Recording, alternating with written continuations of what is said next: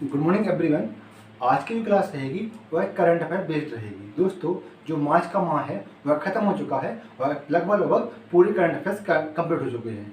तो मैंने इस मार्च के माह के जो करंट अफेयर्स हैं उसे 5 पार्टों में डिवाइड किया है। पहला पार्ट है पर्यावरण से संबंधित, सेकंड रहेगा विज्ञान एवं तकनीक से संबंधित, थर्ड रहेगा आर्थिक एवं सांस्कृतिक घटनाएं आएंगी इसमें, और फोर्थ रहेगा उसमें रहेंगी खेल से संबंधित घटनाएं, और जो हमारा अंतिम पार्ट है वह रहेगा मिसलेनियस का पार्ट, यानी कि विविध का पार्ट। इसमें वह सब घटनाएं आएंगी जो इनमें छूट गई हैं। इसके साथ ही साथ व्यक्तिगत घटनाएं भी इसी में आएंगी, जैसे किसी व्यक्ति की अगर कोई व्यक्ति अपॉइंटमेंट हुआ है यानी कि नियुक्ति हुई है तो वह भी हम इसी में पढ़ेंगे। इसके बाद किसी का ट्रांसफर हुआ है तब भी इसी में पढ़ेंगे, या फिर कोई पुरस्कार प्राप्त हुआ है तब भी हम इसी में पढ़ेंगे। ठीक है, तो जो मिसलेनियस वाला पार्ट है वह भी काफ़ी इंपॉर्टेंट है। दोस्तों, आज का जो हमारा मोटिवेशन कोड है वह यह है कि कोशिश करने लहरों से डरकर नौका पार नहीं होती और कोशिश करने वालों की कभी हार नहीं होती। दोस्तों, आप लगी रहिए अपने एग्जाम की तैयारी करने के बाद, कभी न कभी इस बात को जरूर मिलेगी और आप बहुत अच्छा मुकाम पाएंगे। थैंक यू दोस्तों। अब स्टार्ट करते हैं आज का करंट अफेयर्स। तो सबसे पहले स्टार्ट करते हैं पर्यावरण से। ठीक है, आज का जो पहला पॉइंट रहेगा वह रहेगा हमारा किसका, पर्यावरण से संबंधित रहेगा। और पर्यावरण की जो घटना थी वो एक इम्पोर्टेंट न्यूज आई थी उस टाइम पर, वो थी, मैं बताता हूँ आपको। पहली जो न्यूज रहेगी वह रहेगी कि जो हमारा जो भारत का क्या है, वन एवं पर्यावरण विभाग क्या है, मंत्रालय है, वन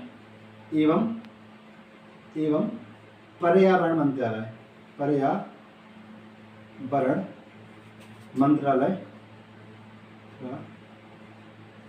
के द्वारा जो हमारे क्या होते हैं, तेंदुए होते हैं, तेंदुआ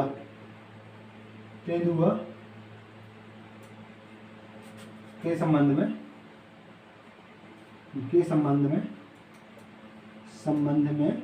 रिपोर्ट जारी की है। क्या है, रिपोर्ट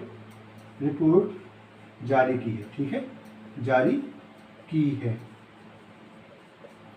अब जो किसके संबंध में रिपोर्ट जारी की है, तो तेंदुओं के संबंध में रिपोर्ट जारी की है। ठीक है, इसे बोलते हैं लेपर्ड। क्या बोला जाता है, लेपर्ड बोला जाता है इंग्लिश में। ठीक है, तो जो हमारा वन एवं पर्यावरण मंत्रालय है, इसकी पूरा जो नाम है वो होता है वन एवं पर्यावरण मंत्रालय। ठीक है, जो इसके जो प्रमुख हैं वह हैं, कौन है, भूपेंद्र यादव है। कौन है, भूपेंद्र यादव। ठीक है, मंत्री कौन है, भूपेंद्र यादव जी हैं। ठीक है, इनके द्वारा तेंदुओं के संबंध में एक रिपोर्ट प्रकाशित की है। इसका हम अब करते हैं एनालिसिस, इसमें क्या क्या चीज़ें इंपॉर्टेंट है। दोस्तों, तो जो इनके तेंदुओं के संबंध में रिपोर्ट जारी की गई है, किसने की है, वन एवं पर्यावरण मंत्रालय के द्वारा जारी की गई। ठीक है, इसमें जो निकल के आए हैं तथ्य वो इस प्रकार से हैं कि जो 2000 अगर हम बात करें 2018 से बात करें, 2018 से 2022 तक, 2022 के बीच में तक जो इनकी वृद्धि दर है, इसकी तेंदुओं की, वो कितनी है, लगभग तक वृद्धि दर कितनी है, वृद्धि दर रही है, वो रही है 8% रही है। कितनी रही है, 8% रही है। मतलब 2008 से लेकर 2022 तक तेंदुओं की जो वृद्धि दर रही है वो 8% रही है। ठीक है, दूसरा जो पॉइंट है वह है कि जो 2008 में इनकी संख्या थी, 18 में जो संख्या थी वह थी लगभग 12,800, कितनी थी, 12,852 थी। कितनी थी, जो 12,852 थी, जो बढ़कर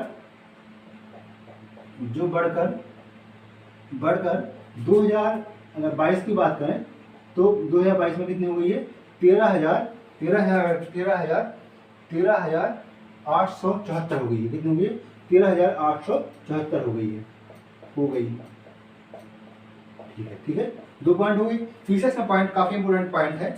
इस प्रकार से जो इनमें कितनी हुई, वृद्धि कितनी हुई, तो लगभग 1000 तेंदुओं की वृद्धि हुई है। अब हम देखते हैं राज्यवार कौन से राज्य की रैंक क्या है। तो दोस्तों, इसमें जो फर्स्ट रैंक प्राप्त हुई है या पहला स्थान प्राप्त हुआ है वो हुआ है मध्य प्रदेश को। किसे, मध्य प्रदेश को। मध्य प्रदेश में जो कुल तेंदुओं की संख्या है वह कितनी है, वो है 3,904 के समथिंग। कितनी है, 3,907 के समथिंग, हाँ सॉरी, 3,907 तेंदुए कहाँ है, मध्य प्रदेश में। यानी कि सबसे ज्यादा तेंदुए कहाँ निवास करते हैं, मध्य प्रदेश में निवास करते हैं। ठीक है, मध्य प्रदेश में। तो इसीलिए इसे जो मध्य प्रदेश है, मध्य प्रदेश राज्य को लेपर्ड स्टेट यानी कि तेंदुआ राज्य भी कहा जाता है। ठीक है, क्या कहा जाता है? तेंदुआ राज्य भी कहा जाता है। इसके बाद जो सेकंड रैंक है वो किसकी है? सेकंड रैंक है महाराष्ट्र की। किसकी है? महाराष्ट्र की। महाराष्ट्र दोस्तों, जो महाराष्ट्र है उसकी बॉर्डर किससे लगी हुई है? मध्य प्रदेश से लगी हुई है। इसमें कितने तेंदुए हैं? तो दोस्तों इसमें है 1985। कितने हैं? 1985। 1950 कितने हैं? 1950 तेंदुए हैं। इसके बाद थर्ड बात करें तो थर्ड जो रैंक है वो है कर्नाटक की। किसकी? कर्नाटक की। कर्नाटक। ठीक है, कितनी यहाँ पर तेंदुओं की संख्या कितनी है? लगभग 1839 तेंदुए हैं। कितने हैं? 1839 तेंदुए हैं। ठीक है, इसके बाद आता है उत्तर प्रदेश, तो वहाँ लगभग 1000 तेंदुए हैं। तो इस वजह इससे ज़्यादा याद नहीं करना है, 3 ही रैंक याद करनी है। किसकी? एक मध्य प्रदेश की, दूसरी महाराष्ट्र की और तीसरी कर्नाटक की। ठीक है, अब देखते हैं तेंदुओं के बारे में थोड़ा और चर्चा कर लेते हैं। दोस्तों तेंदुओं को क्या कहा जाता है? लेपर्ड कहा जाता है। क्या कहा जाता है? लेपर्ड कहा जाता है। लेपर्ड। ठीक है, इसका जो वैज्ञानिक नाम है क्या है? वैज्ञानिक नाम है, वैज्ञानिक नाम वो क्या है?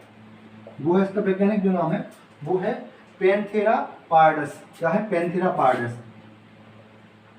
Panthera pardus. ठीक है, क्या है? पैंथेरा पार्डस है। अब इसमें थोड़ा बहुत देख लेते हैं। जो एक किस कैटेगरी के हैं? तो बिल्ली जनजाति के हैं, प्रजाति के हैं। किसकी? कैट। कैट यानी बिल्ली, बिल्ली प्रजाति के जीव हैं। प्रजाति के जीव। ठीक है, किसके? बिल्ली प्रजाति के जीव हैं।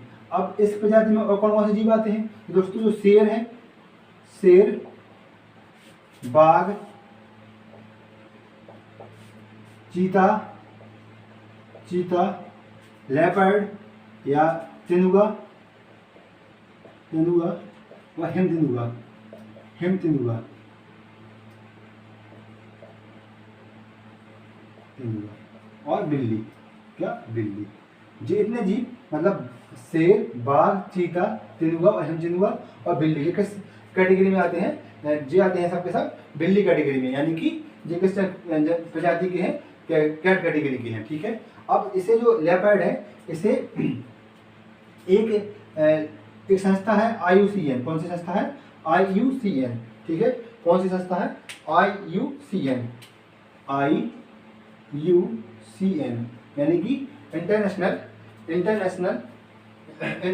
Union for conservation of nature. क्या है? International union for conservation of nature. क्या है? International union for conservation of nature. ठीक है, इसके द्वारा इसे क्या जारी किया गया है? इसके द्वारा इसे किस लिस्ट में रखा गया है? इसके द्वारा इसे संवेदनशील या वर्नेबल या संवेदन सूची में, संवेदनशील सूची में रखा गया है। किस सूची में रखा गया है? संवेदनशील सूची में रखा गया है। इसमें एक पॉइंट और बनेगा जो आपको अतिरिक्त जानकारी दी जा रही है कि जो वन संरक्षण अधिनियम 1972 है, वन्य जीव संरक्षण अधिनियम, वन्य जीव संरक्षण अधिनियम क्या? 1972 है। इसमें ऐसे सूची फर्स्ट में रखा गया है। किसमें रखा गया है? अनुसूची फर्स्ट में रखा गया है। तो इतनी इन्फॉर्मेशन थी इसके बारे में, तेंदुओं के बारे में। एक बार फिर से देख लेते हैं। जो तेंदुओं के ऊपर किसने रिपोर्ट जारी की है? तो वन एवं पर्यावरण मंत्रालय ने जारी की है। ठीक है, वन एवं पर्यावरण मंत्रालय है, उसका मंत्री कौन है? तो भूपेंद्र यादव जी हैं। कौन है? जो केंद्रीय वन एवं पर्यावरण मंत्रालय है उसके जो मंत्री है उसमें कौन है? भूपेंद्र यादव जी है। इसके बाद 2018 से 2022 तक कितने की वृद्धि हुई है? तेंदुओं की संख्या में 8% की वृद्धि हुई है लगातार। इसके बाद 2018 में कितनी जनसंख्या थी? 12,852 थी, जो बढ़कर कितनी हुई है? 13,874 हो गई है। इसके बाद जो फर्स्ट स्टेज है कौन सा है? वह मध्य प्रदेश है। कितने इसमें तेंदुए हैं? 3,907 हैं। इसी के साथ है पहले स्थान पर है। इसलिए पहले स्थान पर होने के कारण से मध्य प्रदेश को तेंदुआ स्टेट या लेपर्ड स्टेट भी कहा जाता है। इसके बाद हम देखते हैं अतिरिक्त जानकारी। तो तेंदुआ को क्या कहते हैं? लेपर्ड कहते हैं। इसका वैज्ञानिक नाम क्या है? Panthera pardus. क्या है? Panthera pardus. इसके बाद कौन सी कैटेगरी का है? बिल्ली कैटेगरी यानी कैट कैटेगरी का है, जीव है। और इसके अंतर्गत कौन कौन से आते हैं? जो भारत में पाए जाते हैं वह जीव कौन कौन से हैं? एक तो चीता है, एक बाघ है, एक शेर है आप तीनों को आप एक मत समझ लेना कि वही चीता होता, वही बाघ होता, वही शेर होता, ठीक है। इसे ध्यान रखना, चीता अलग होता, बाघ अलग होता और शेर अलग होता, ठीक है। और तीनों को भी वैसे ही दिखता है, तो तीनों को मत समझ लेना। तो इनमें काफ़ी डिफरेंस होता है, ठीक है। इनके नाम भी अलग अलग हैं, लेकिन इनकी जो कैटेगरी है, जो प्रजाति है, वो कुछ प्रजाति की है, तो कैट प्रजाति की है, ठीक है। इसके बाद इसे IUCN यानी कि international union for conservation and research के द्वारा इसे संवेदनशील सूची में रखा गया है। किस सूची में रखा गया है? संवेदनशील सूची में रखा गया है। इसके बाद वन जीव संरक्षण अधिनियम 1972 है, उसमें इसे किस सूची में रखा गया है? तो अनुसूची फर्स्ट में रखा गया है। किसमें? अनुसूची फर्स्ट में रखा गया है। आप चाहे तो इसका स्क्रीनशॉट ले सकते हैं। इसके बाद में इसका सेकंड जो मुद्दा रहेगा, समसामयिक, वो डिस्कस करता हूँ, ठीक है। तो आप इसका स्क्रीनशॉट ले लीजिए। आपने इसका स्क्रीनशॉट ले लिया होगा। अब मैं इसे मिटाता हूँ। इसको आपको काफ़ी ध्यान से समझना, इसमें काफ़ी इंपोर्टेंट क्वेश्चन मिलेंगे। साथ में हमारा जो स्टैटिक जीके है वह भी कंप्लीट होता जाएगा, ठीक है। तो ये मैं आपको पूरी तरीके से पूरी शिद्दत से आपको पढ़ाऊंगा और आपका काम है कि आप पूरी शिद्दत से पढ़ें, ठीक है। तो हमारा पहला जो पॉइंट था वह क्लियर हो गया है। अब सेकंड पॉइंट रहेगा, उस पर हम बात करते हैं। दोस्तों, जो हमारा सेकंड पॉइंट है वह है हैंड सीड से संबंधित है। कैसे? Hand seed. अब ये हैंड सील्ड क्या होता है? दोस्तों, जो हैंड सील्ड होता है यह एक क्या होता है? नरम, यह क्या होता है? नरम शरीर वाला, नरम शरीर वाला खोल रहित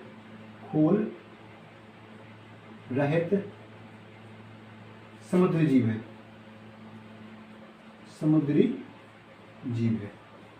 क्या है? नरम शरीर वाला खोल रहे समुद्री जीव है। अब ये कहाँ पाया जाता है? तो दोस्तों, यह प्राप्त हुआ है हमें कहाँ पर? दोस्तों, यह प्राप्त हुआ है हमें जो हमारा उड़ीसा और पश्चिम बंगाल का तट है, उड़ीसा एवं पश्चिम बंगाल के वेस्ट बंगाल या पश्चिम बंगाल के समुद्री तट पर, ठीक है। कहाँ प्राप्त हुआ है? उड़ीसा एवं पश्चिम बंगाल के समुद्री तट पर प्राप्त हुआ है। अब इसमें और आगे क्या चीज़ है? इम्पोर्टेंट क्या है? इम्पोर्टेंट इसलिए है क्योंकि जो हमारी राष्ट्रपति कौन? श्रीमती द्रौपदी मुर्मू जी के द्वारा जी के नाम पर इस प्रजाति का नाम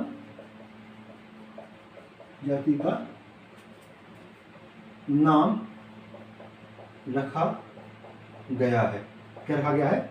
जो हमारी राष्ट्रपति द्रौपदी मुर्मू जी हैं, तो इसके नाम पर इसका नाम रखा गया है। अब इसका नाम क्या रखा गया है वो आपका सबसे इम्पोर्टेंट है। क्या है सबसे इम्पोर्टेंट? क्या है इसका नाम? क्या रखा गया है? तो मेलोनोकैलियमिस। क्या रखा है?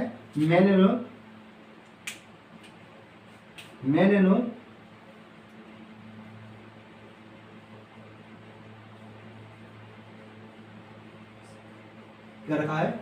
मेलेनोकैलियमिस। काफी इंपोर्टेंट नाम है, मेलेनोकैलियमिस, ठीक है। मेलेनोकैलियमिस नाम रखा है, ठीक है। इस प्रजाति का नाम क्या रखा है? मेलेनोकैलियमिस रखा है। कहाँ प्राप्त हुआ है? तो उड़ीसा एवं पश्चिम बंगाल के समुद्र तट प्राप्त हुआ है। किसके? उड़ीसा एवं पश्चिम बंगाल के समुद्र तट पर प्राप्त हुआ है, ठीक है। और किसके नाम पर रखा गया है? श्रीमती द्रौपदी मुर्मू जी के नाम पर रखा गया है, जो क्या है? भारत की वर्तमान में राष्ट्रपति है, ठीक। यह इंपोर्टेंट सूचना थी, आप इसे भी नोट कर सकते हैं, ठीक है। जो हैंड सीड है वो क्या है? नरम शरीर वाला एक खोल रहित जीव है। क्या है? नरम शरीर वाला खोल रहित जीव है, जो कहाँ पाया जाता है? समुद्री जीव है। क्या है? समुद्र में पाया जाता है, ठीक है। तो इस बात को आप याद रख लेना। तो जी इसके काफी इंपोर्टेंट पॉइंट थे। इसमें जो क्वेश्चन पूछा जाएगा कि जो हैंड सीड है इसका नाम क्या रखा गया है? तो मेलेनोकैलियमिस रखा है। किसके नाम पर रखा है? द्रौपदी मुर्मू जी के नाम पर रखा है, ठीक है। तो इतना पॉइंट इसमें इंपोर्टेंट था। अब हमारा जो नेक्स्ट पॉइंट रहेगा उसकी ओर चलते हैं। आपको अगर इसका स्क्रीनशॉट लेना है तो ले सकते हैं। जो हमारा नेक्स्ट पॉइंट रहेगा वह रहेगा पर्यावरण संबंधी। जो हमारा नेक्स्ट पॉइंट रहेगा वह रहेगा कि जो इंटरनेशनल बिग कैट अलायंस है, अभी एक अलायंस तैयार हुआ है, इंटरनेशनल बिग कैट अलायंस। क्या हुआ है, अभी वर्तमान में एक अलायंस तैयार हुआ है। यहाँ से क्वेश्चन पक्का आएगा और आपको इसको याद रखना है, ठीक है। यहाँ से कुछ क्वेश्चन मैं बोल रहा हूँ पक्का आएगा और आप इसे याद रख लेना कि जो इंटरनेशनल बिग कैट अलायंस है उसका गठन किया गया है। इसका इंटरनेशनल, जो हमारा तीसरा पॉइंट है वह है कि international big cat alliance, international big cat alliance international big cat मतलब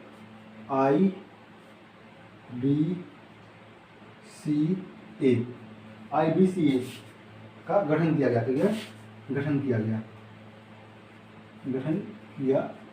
गया। अब जो बिग कैट अलायंस है ये इम्पोर्टेंट है, ठीक है। अब बिग कैट, इसके पहले हम पढ़ चुके हैं कि कैट कैटेगरी में क्या क्या आता है। तो इसमें जो कैट कैटेगरी में आता है, आप ऐसे कमेंट करके बताएंगे कि कौन कौन से जीव आते हैं, ठीक है। तो मैं आपको लिख देता हूँ कि कुछ जीव भारत में पाए जाते हैं और कुछ पाए जाते हैं अन्य देशों में पाए जाते हैं। तो भारत में सबसे पहले जीव लिखता हूँ, जैसे शेर, इसके बाद बाघ, इसके बाद शेर, बाघ, चीता, तेंदुआ और हिमतेंदुआ,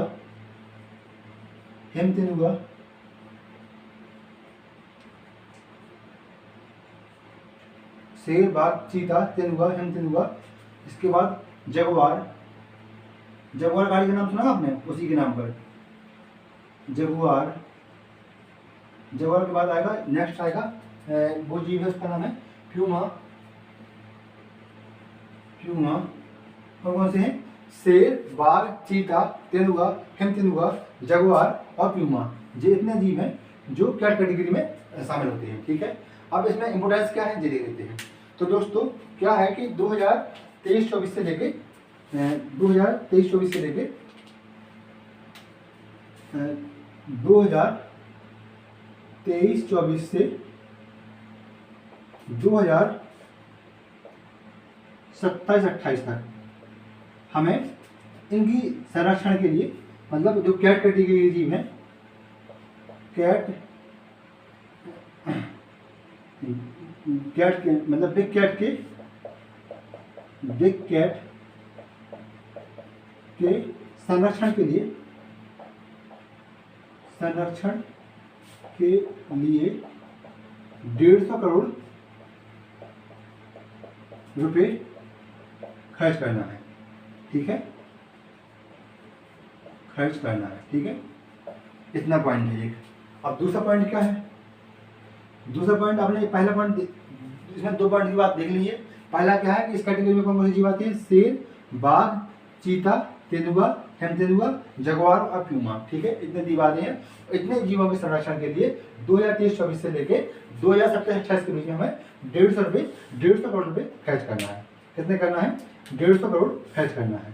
अब इतनी बात समझ में आ गई। इसके बाद जो नेक्स्ट पॉइंट है वो है कि इसका जो प्रोजेक्ट का उद्देश्य है वो क्या है? ऑब्जेक्ट क्या है? ऑब्जेक्ट इसका है कि जो जीव हैं कैट कैटेगरी के, उनकी सुरक्षा करना, बेस्ट में सुरक्षा करना।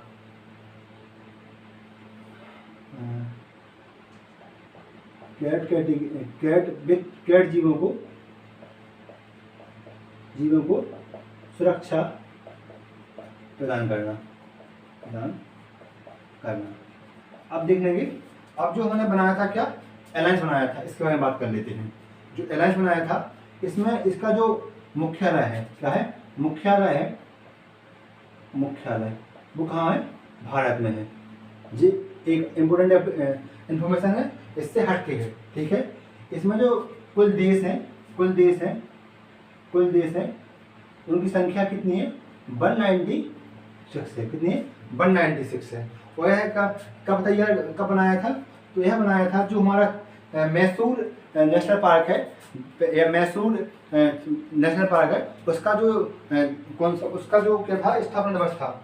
मैसूर प्रोजेक्ट टाइगर का 50वीं स्थापना दिवस पर मैसूर प्रोजेक्ट टाइगर के जेफ टाइगर के 50वीं स्थापना दिवस पर। ठीक है, कितने? 50वीं स्थापना दिवस पर। जो इंटरनेशनल बिग कैट अलायंस है दोस्तों, इसका गठन किया गया, कब किया गया? मैसूर टोयर टाइगर रिजर्व है उसकी 50वें स्थापना दिवस पर, यानी कि 2024 में किया गया मार्च में। इसके बाद इसका उद्देश्य क्या है? तो दोस्तों इसका उद्देश्य है जो कैट जीव है उनकी सुरक्षा प्रदान करना। क्या है? सुरक्षा प्रदान करना। इसके लिए क्या किया गया है? इसके लिए हमने 150 करोड़ का एक बनाया है, फंड बनाया है। उसका खर्च कब से कब तक करना है? उससे हमें खर्च करना है 2023 से लेके 2028-29 के बीच में खर्च करना है। इसमें कितने जीव आते हैं? तो इसमें ये जीव आते हैं शेर, बाघ, चीता, तेंदुआ, हेमतेंदुआ, जगुआर और प्यूमा। ठीक है, जगुआर जो गाड़ी आप सुनते हैं वो इसी के नाम पर पड़ा है, इसका नाम जगुआर। ठीक है, तो ये थी इसके इंटरनेशनल बिग कैट अलायंस के बारे में इंफॉर्मेशन। आप इससे कलेक्ट कर सकते हैं, मतलब इसका स्क्रीनशॉट ले सकते हैं। इसके बाद मैं अगला टॉपिक स्टार्ट करता हूँ। ठीक है, तो मैं आगे बढ़ता हूँ। जी हमारा MBBSC के लिए और जितने भी अदर हिंदी पट्टी के स्टेट हैं जिनमें PCS एग्जाम कंडक्ट होता है उन सब के लिए काफ़ी इंपॉर्टेंट है। ठीक है दोस्तों, तो आगे बढ़ते हैं हम और नेक्स्ट हमारा टॉपिक रहेगा वो देखते हैं। हमारा नेक्स्ट पॉइंट है वो है, जो हमारा नेक्स्ट पॉइंट है वो है कि जो एक और इम्पोर्टेंट न्यूज़ थी, इसका 4th नंबर का जो हमारा पॉइंट रहेगा वह रहेगा कि जो डॉल्फिन मछली है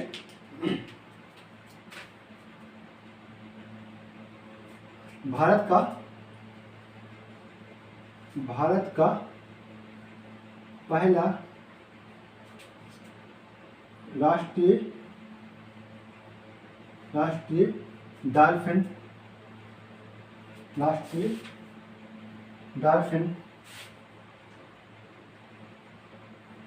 अनुसंधान केंद्र की स्थापना की गई। क्या की गई? जो भारत का पहला राष्ट्रीय डॉल्फिन अनुसंधान केंद्र है इसकी स्थापना की गई। ठीक है, यही आप लाइन इंपॉर्टेंट है। अब कहाँ की गई है? तो दोस्तों इसकी स्थापना की गई है वो की गई पटना में। पटना जो बिहार की राजधानी है वो वाला पटना। ठीक है, गलत समझ लेना, कौन सा वाला पटना है? जो बिहार की राजधानी है वह वाला पटना है। ठीक है, पटना में किसमें? गंगा नदी के तट पर, गंगा नदी के तट पर। ठीक है जी वाला। अब आगे बढ़ते हैं और देखते हैं हमारा इसमें और क्या क्या इंपोर्टेंट है दोस्तों।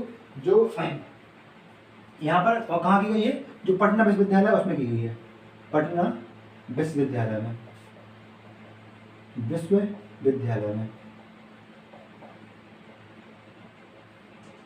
ठीक है, पटना विश्वविद्यालय में। और क्या इंपोर्टेंट पॉइंट है? इसे 2010 में भारत का राष्ट्रीय जल जीव घोषित किया गया था। भारत का राष्ट्रीय जल जीव घोषित किया गया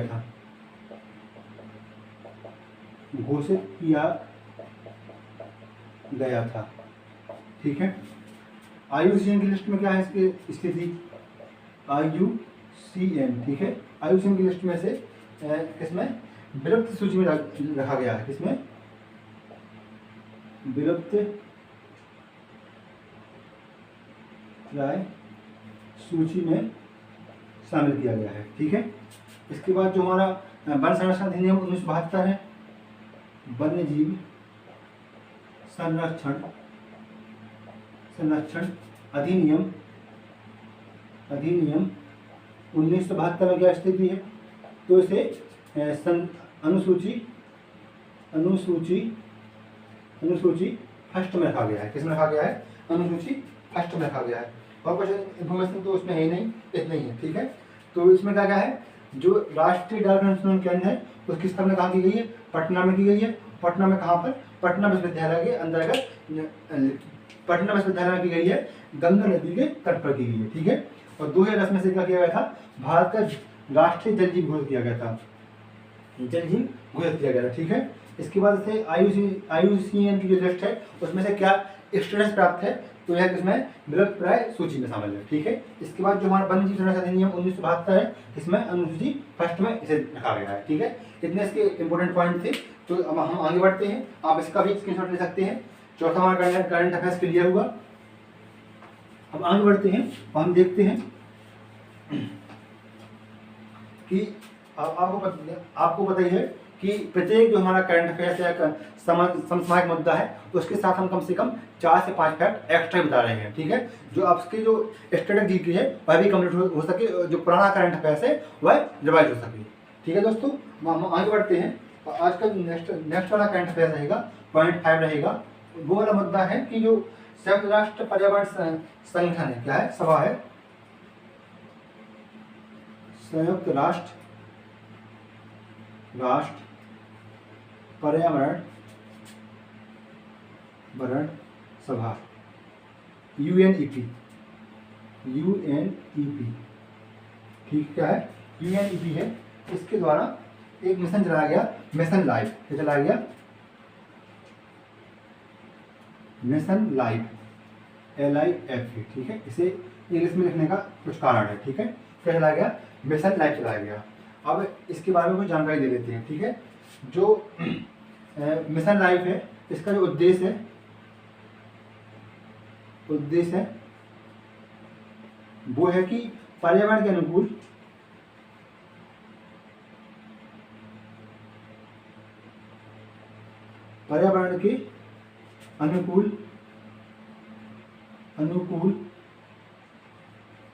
अनुकूल जीवन शैली को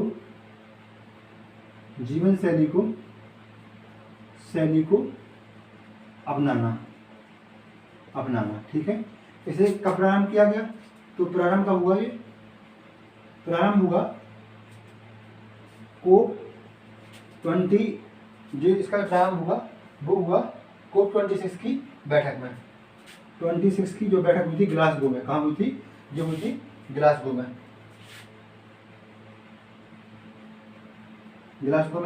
हुई थी, ग्लासगो में प्रारंभ हुआ। ठीक है, इसके बाद जो क्या है मिशन लाइफ है, इसके बारे में और तथ्य देख लेते हैं कि जो मिशन लाइफ है उसे भारत में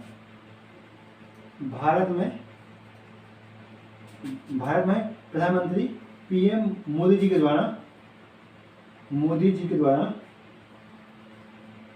द्वारा कहाँ से, गुजरात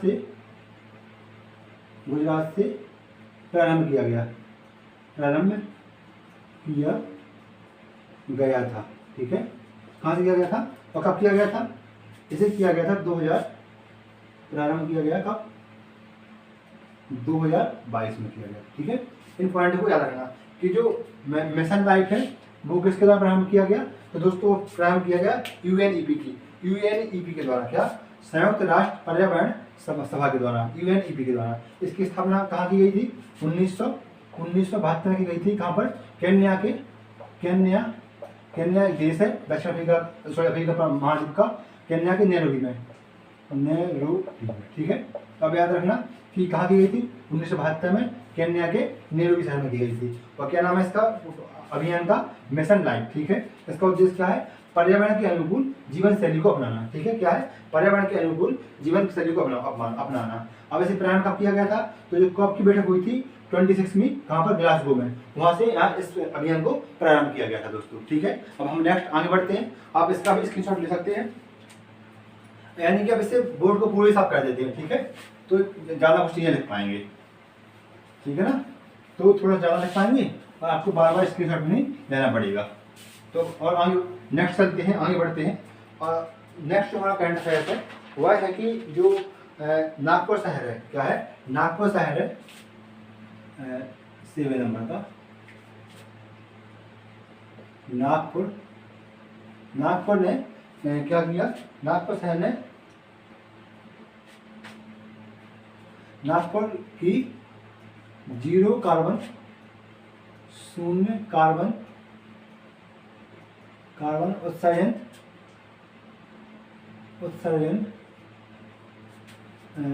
कार्य योजना लागू की गई, ठीक है। अब कब की गई लागू, इसे प्रारंभ कर दिया गया। इससे इसका जो उद्देश्य है क्या है, इसका उद्देश्य है नागपुर शहर में शून्य कार्बन उत्सर्जन कार्य योजना लागू की गई। इसका जो उद्देश्य है वो देख लेते हैं। उद्देश्य है 2050 तक, क्या 2050 तक जो नागपुर शहर है उसे उसमें शून्य कार्बन उत्सर्जन करना है। क्या करना है, 2050 तक नागपुर शहर में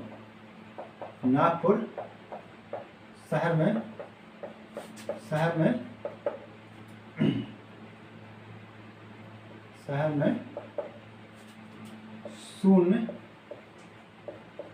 कार्बन उत्सर्जन करना है, ठीक है, उत्सर्जन करना है, ठीक है जी है। अब इसके बाद आपको एक पॉइंट और पता होगा कि जो भारत सरकार का लक्ष्य है, भारत सरकार इसका लक्ष्य है 2070 तक भारत को शून्य कार्बन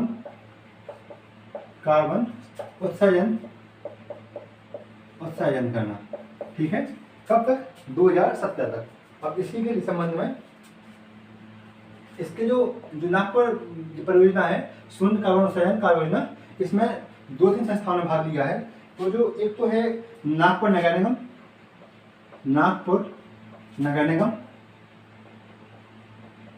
निगम, ठीक है। एक क्या है, एक नागपुर नगर निगम है, और दूसरा है हमारा जो सहयोगी है इसका वो है UNEP। क्या है, UNEP, ठीक है, क्या है, UNEP है। तो ये संस्था है कौन सी, इसे आप याद रखना कि किसके सहयोग से, तो UNEP के सहयोग से। इससे आप काफी इंपोर्टेंट पॉइंट है, इस पॉइंट को भूल मत जाना, ये बहुत इंपोर्टेंट पॉइंट है, UNEP के सहयोग से किया जा रहा है, ठीक है। ये क्या है, नागपुर का एक मतलब शहर है, उसका अपना खुद का उद्देश्य है कि हमें 2050 तक हमें जो नागपुर शहर है उसे शून्य उत्सर्जन पर लाना है। इसकी साथ जो भारत सरकार है इसका उद्देश्य कब तक है, 2070 तक है, ठीक है। और इसी के लिए नागपुर नगर निगम ने एवं जो है UNEP की सहायता से यहाँ पर यह परियोजना लागू की है, ठीक है। इसके साथ एक पॉइंट आप देख सकते हैं कि जो हमारी ऊर्जा संरक्षण भवन संहिता है, ऊर्जा संरक्षण भवन संहिता है, इसे लागू किया गया था 2017 में। कब, 2017 में लागू किया गया था, ठीक है। ये एक इम्पोर्टेंट पॉइंट है इसका। और आगे बढ़ते हैं नेक्स्ट, हमारा 8 नंबर का जो करंट अफेयर्स रहेगा वो रहेगा कि जो एक है गोल्डन लंगूर। क्या है, गोल्डन लंगूर, ठीक है। ये क्या है, बंदर है, समझ गए होगी। लंगूर मीन्स क्या होता है, बंदर होता है। अब इसे एक और नाम दिया जाता है, उसे बोलते हैं क्या, लीफ मंकी। क्या बोलते हैं, लीफ मंकी। अब ये कहाँ पाए जाएंगे, तो दोस्तों जी ये पाए जाते हैं असम राज्य में। किसे पाए जाते हैं, असम राज्य में। राज्य में कहाँ पाए जाएंगे, ये पाए जाएंगे ब्रह्मपुत्र एवं जो एक मानस नदी, हाँ कौन सी, मानस नदी के तट पर। कहाँ पाए जाएंगे, ब्रह्मपुत्र और मानस नदी के तट पर। इसमें जो IUCN है, इसने ऐसे इसमें लिखा है, इसे विलुप्त प्राय सूची में शामिल किया है। इसमें विलुप्त प्राय सूची में शामिल किया है,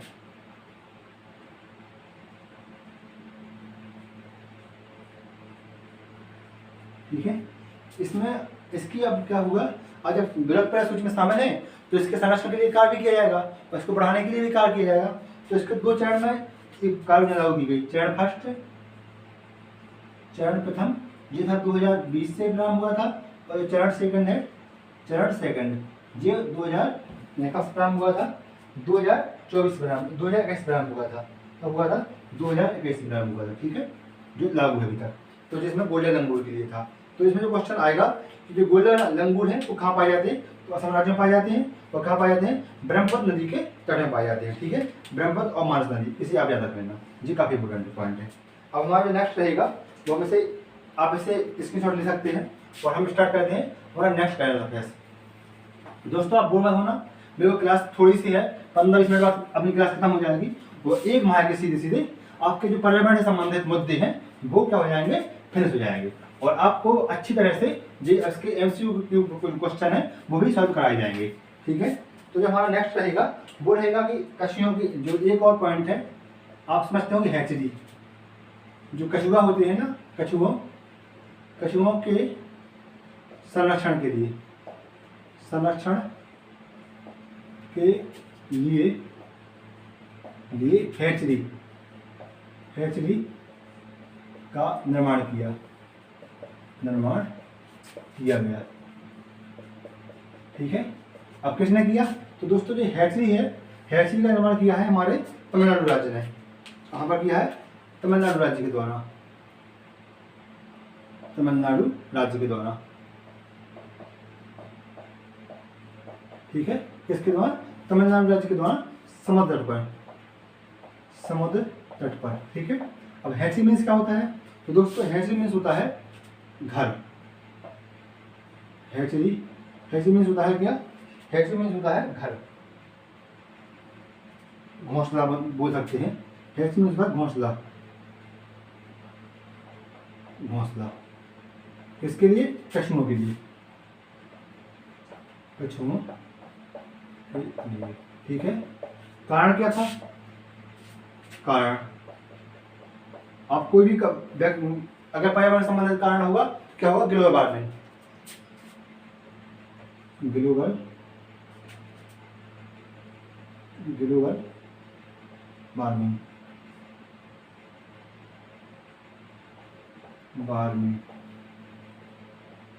क्या होगा, ग्लोबल वार्मिंग। ठीक है, इसके बाद कुछ और है इसमें। ठीक है, अब है नेक्स्ट और एक पॉइंट और है, जो हमारा नौवां करंट अफेयर्स होगा वो होगा कि जो भोपाल के पास एक शहर है, एक गांव है, भोपाल के पास एक गांव है, क्या नाम है उसका, नाम है सीलखेड़ा। क्या है, सीलखेड़ा।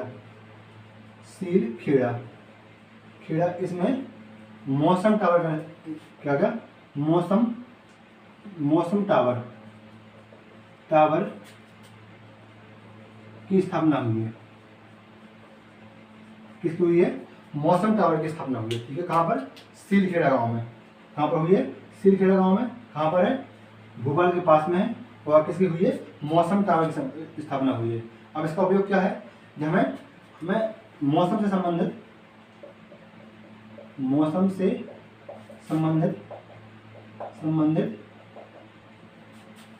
सटीक जानकारी होगी, सटीक जानकारी प्राप्त होगी। ठीक है, क्या होगी, मौसम से संबंधित सटीक जानकारी प्राप्त होगी।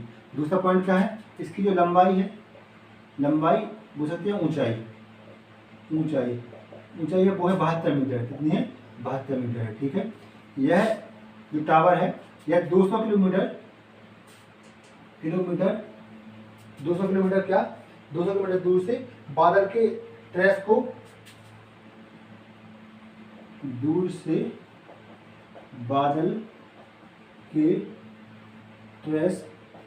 को समझ लेगा।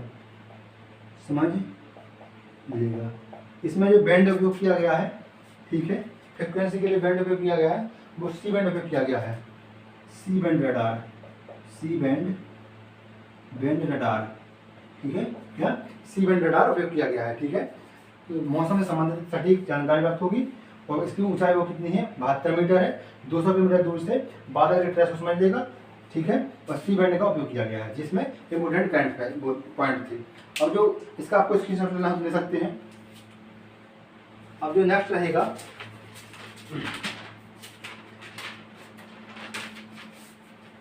जो नेक्स्ट पॉइंट रहेंगे वो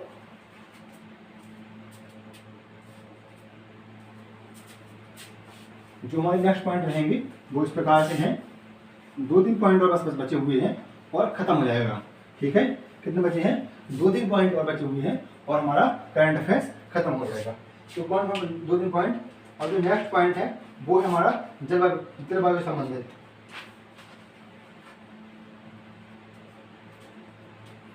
जो वैश्विक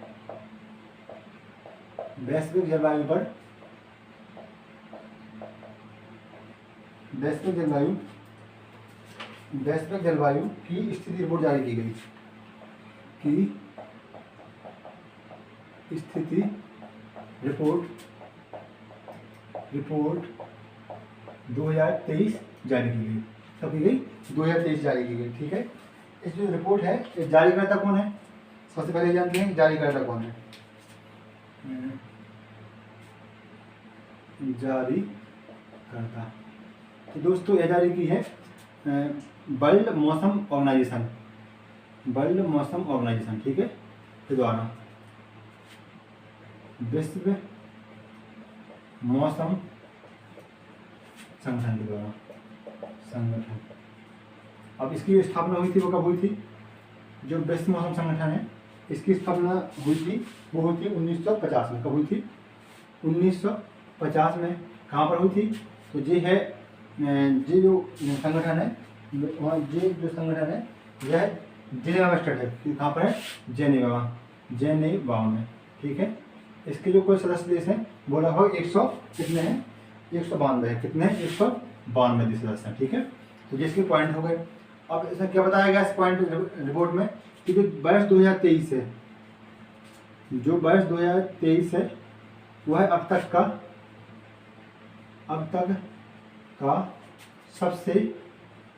सबसे गर्म वर्ष रहा। ठीक है, क्या रहा? वर्ष 2023 है वह अब तक का सबसे गर्म वर्ष रहा। अब और क्या बताया गया इस रिपोर्ट में? इसका जो कारण बताया गया, कारण वो बताया गया, एक तो बताया गया वैश्विक तापन, इसके बाद बताया गया हीट वेव। ठीक है, इसके बाद बताया गया वैश्विक तापन, हीट वेव। इसके बाद बताया गया ग्रीन हाउस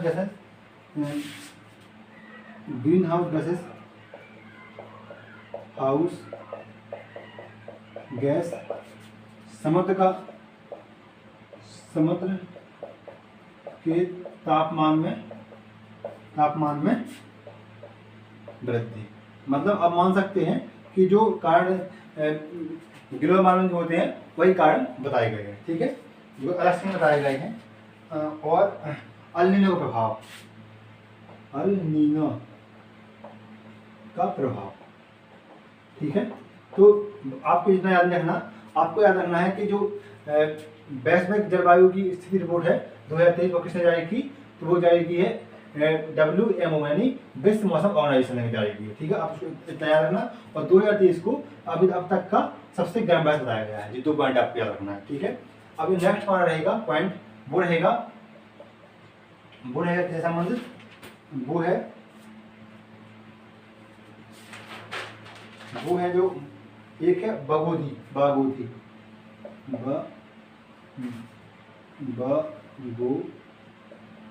ठीक है, बागोदी बैड है। यह क्या है? छिपकली है। क्या है? छिपकली है। ठीक है, ये बागोदी बैड है। कहाँ से आया? ये बैड आया है, एक पेंटिंग है। क्या है? एक पेंटिंग है। पेंटिंग द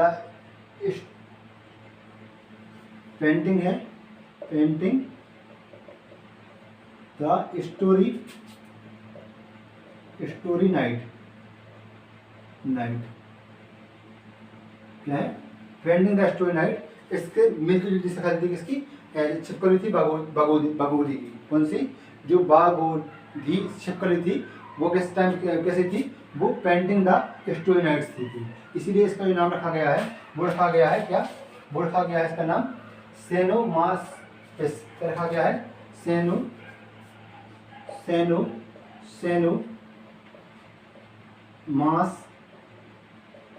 क्या रखा है? सेनोमास्पिस बागोदी। ठीक है, लिखा है सेनोमास्पिस बागोदी लिखा है। ये आज के प्रमुख करंट अफेयर्स थे। एक बार फिर से इनका रिवीजन कर लेते हैं।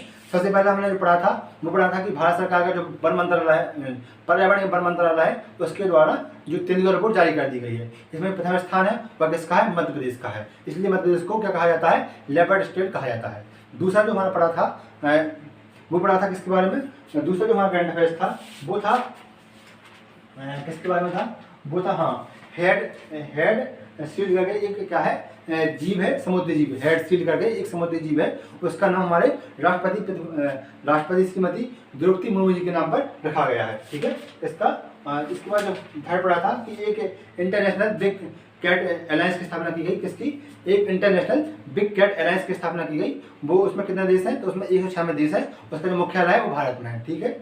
जो इसका नेक्स्ट करंट अफेयर्स देखा था वो देखा था हमने कि जो क्या है भारत का जो क्या है भारत के सरकार के द्वारा भारत में एक डाल्फिन अनुसंधान केंद्र की स्थापना की गई है। वो कहाँ की गई है? वह पटना विश्वविद्यालय के अंतर्गत पटना विश्वविद्यालय के अंतर्गत गंगा नदी के तट पर की गई है। ठीक है। इसको जो राष्ट्रीय जीव घोषित किया गया था वो कब किया गया था? 2010 में किया गया था। ठीक है। इसके बाद जो नेक्स्ट हमारा करंट अफेयर्स था वो था संयुक्त राष्ट्र पर्यावरण सभा के द्वारा मतलब यूएनईपी के द्वारा एक प्रोग्राम चलाया गया था लाइफ स्टाइल। कौन सा? मिशन लाइफ का संबंध भारत से है। मतलब उसमें बताया गया था कि जो पर्यावरण है, पर्यावरण के अनुकूल अपनी जीवन शैली को जीना। ठीक है।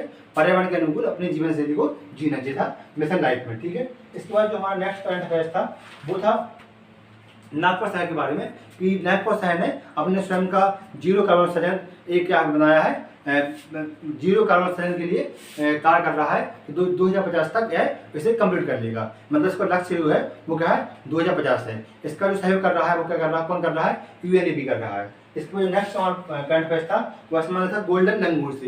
गोल्डन लंगूर कहाँ पाए जाते हैं? ये असम के ब्रह्मपुत्र एवं मानस नदी के तट पर पाए जाते हैं। ठीक है। इन्हें क्या कहते हैं? इन्हें कहते हैं लीफ मंकी भी कहा जाता है। इसके बाद नेक्स्ट था वो था भोपाल में एक क्या है? एक टावर की स्थापना की गई, मौसम टावर की। उसकी ऊंचाई है वो कितनी है? 72 मीटर है और इसमें सी बैंड का उपयोग किया गया है।